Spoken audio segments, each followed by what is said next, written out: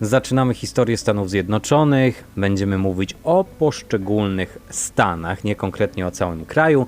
I dzisiaj mamy pierwszą taką historię, bo zaczynając historię Stanów Zjednoczonych nie da się ominąć stanu Virginia, bo zanim istniało USA, zanim była konstytucja, zanim padło słowo niepodległość, Virginia już była politycznym, gospodarczym i kulturowym centrum angielskiej Ameryki. Zanim Anglicy postawili pierwsze pale pod Jamestown, obszar dzisiejszej Virginii był gęsto zaludniony i zorganizowany. Najważniejszą strukturą była Powhatan Confederacy, konfederacja ponad 30 plemion algonkińskich kontrolująca handel, rzeki, szlaki komunikacyjne i produkcję żywności. To było realne państwo plemienne, a nie luźna grupa wiosek. Kiedy Anglicy przybyli, weszli w gotowy system polityczny, a nie w pustkę. Osada Jamestown powstała w 1607 roku, nie jako akt misji cywilizacyjnej, ale jako projekt biznesowy. Za wszystkim stała Virginia Company, spółka akcyjna, która liczyła na szybki zysk, szukała złota, nie planowała długoterminowego osadnictwa, a efekt to fatalna lokalizacja, brak rolników, brak zapasów, choroby i konflikty. Pierwsze lata Jamestown to niemal całkowita porażka.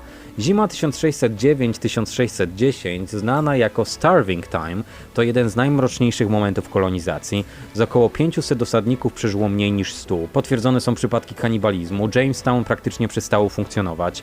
To ważne, bo Ameryka nie zaczęła się od sukcesu, zaczęła się od desperacji. Następnie postacią kluczową był John Smith. Smith narzucił dyscyplinę, wprowadził zasadę, kto nie pracuje, ten nie je, negocjował z Powhatanami i ratował osadę przed upadkiem. Jest tutaj również legenda o Pocahontas. Nie jest ona jednak jednoznacznie potwierdzona. Wiemy tylko tyle, że istniała, wiemy, że pośredniczyła w kontaktach, wiemy, że później została elementem angielskiej propagandy. Historia została upiększona dopiero o wiele później. Tytoń, czyli narodziny plantacyjnej Virginii. Virginia nie została uratowana przez odkrycie złota, została uratowana przez tytoń. John Rolfe wprowadził odmianę atrakcyjną dla rynku angielskiego. To on stworzył model eksportowy i zmienił Virginię w kolonię plantacyjną. To miało 3 konsekwencje: gwałtowny wzrost osadnictwa, koncentrację ziemi, zapotrzebowanie na tanią siłę roboczą. Najpierw były to osoby z Europy, a później niewolnicy z Afryki. 1619 rok to rok, który zdefiniował Amerykę. Ten rok w Virginii to punkt zwrotny w historii całych Stanów Zjednoczonych. Po pierwsze, powstaje House of Burgesses, czyli pierwsze wybieralne zgromadzenie w Ameryce Północnej, a po drugie, pojawiają się pierwsi Afrykanie sprzedani Anglikom. I to jest klucz, dlatego że demokracja i niewolnictwo rodzą się w tym samym miejscu i w tym samym czasie. To nie jest paradoks, to fundament amerykańskiej historii. W XVIII wieku Virginia była największą kolonią, najbogatszą, najbardziej wpływową. To stąd pochodziła elita polityczna, czyli George Washington, Thomas Jefferson czy James Madison. Virginia dostarczała liderów, formułowała idee i dominowała w polityce kolonialnej. Podczas rewolucji Virginia była kluczowym zapleczem militarnym. Richmond stało się celem brytyjskim. Elity Virginii pisały ideologię niepodległości. To Jefferson, osoba z Virginii, napisała deklarację niepodległości. To Madison współtworzył Konstytucję Stanów Zjednoczonych. No i oczywiście George Washington, którego nie trzeba nikomu przedstawiać. Virginia nie tylko walczyła o państwo, Virginia to państwo projektowała. Po 1776 roku Virginia oddała ogromne terytoria rządowi federalnemu, umożliwiła powstanie nowych stanów i ukształtowała strukturę federacji. Dlatego do dziś nazywana jest Mother of Presidents lub Mother of States.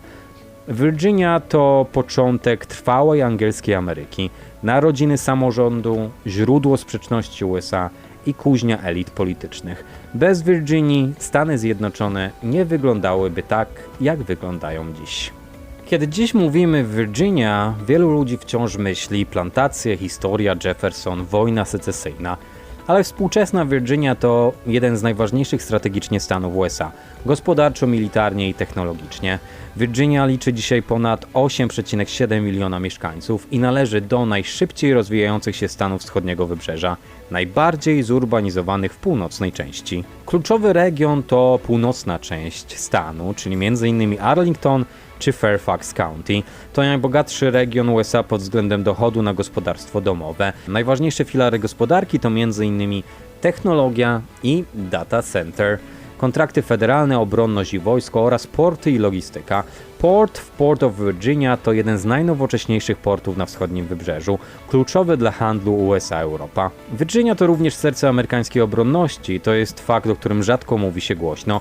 Virginia jest najważniejszym militarnym stanem, to tutaj znajdują się Pentagon, największe bazy US Navy na świecie, czyli Norfolk i kluczowe dowództwa NATO i USA.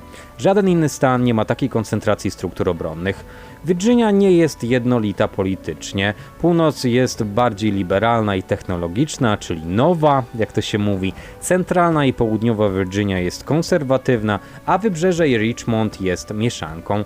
Dlatego Virginia długo była swing state, dzisiaj uchodzi za lean blue, ale z bardzo silnym zapleczem republikańskim. Nie jest to Kalifornia, nie jest to Alabama, jest to stan ciągłego napięcia politycznego, a teraz bardzo dużo się mówi o Virginii w związku ze zmianą władzy i nowym gubernatorem właśnie z partii demokratycznej. Virginia ma jedne z najlepszych uczelni publicznych w USA. Jest to University of Virginia, Virginia Tech i College of William and Mary. Co widzimy na fladze Virginii? Widzimy niebieskie tło, symbol sprawiedliwości, czujności i lojalności, wspólne dla wielu stanów, ale w Virginii jest to tylko ramka dla treści. Widzimy również pieczęć stanu. Centralnym elementem jest pieczęć Virginii, a na niej kobieta, czyli virtus, cnota, uosobienie wolności, odwagi i moralnej siły, stoi z włócznią i mieczem, ma odkrytą pierś. Odwaga, prawda, brak strachu. Możemy również zobaczyć leżącą osobę. Jest to pokonany tyran leżący u jej stóp. Symbol obalonej tyranii, korona spadła z głowy, koniec monarchii, zerwany łańcuch, wyzwolenie. To jasny przekaz antytyraniczny bez półcieni, a hasło łacińskie to Sic semper tyrannis, czyli tak zawsze tyranom. Znaczy, każdy tyran zostanie obalony, a wolność jest ważniejsza niż władza. I jeszcze dwie cechy charakterystyczne Virginii. Virginia ma swojego oficjalnego ptaka, którym jest kardynał północny. Intensywnie czerwony samiec, bardzo widoczny i dumny, często używany w logotypach, mediach i szkołach. Virginia ma również swój oficjalny kwiat, którym jest dereń kwiecisty, delikatny, elegancki, historyczny, często pojawia się w sztuce i symbolice południa. Współczesna Virginia to centrum obronności USA, hub technologiczny wschodniego wybrzeża, jeden z najbogatszych regionów kraju i polityczny barometr Ameryki. To nie jest muzeum historii, ale w dalszym ciągu aktywny silnik państwa. Virginia była fundamentem USA i nadal nim jest, tylko w nowoczesnej formie.